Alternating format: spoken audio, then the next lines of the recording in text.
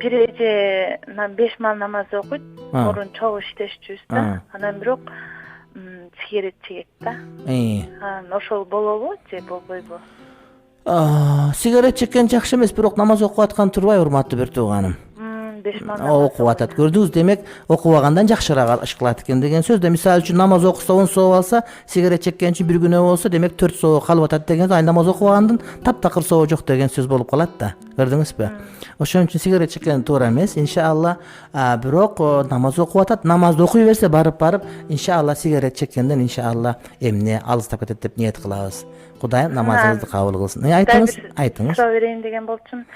Мен жеңем деген байкем өкөтен байкем 40 күндүк даватка түшүп келген. Жеңем дагы мурун намаз окучу, байкем да намаз окучу да.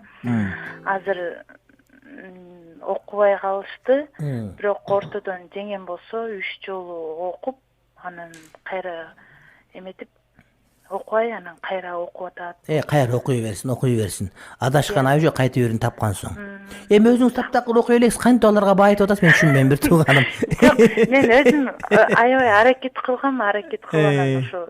Окуңуз, алда окусун, сиз да окуңуз.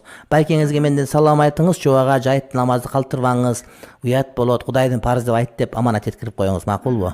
Анан бир байкем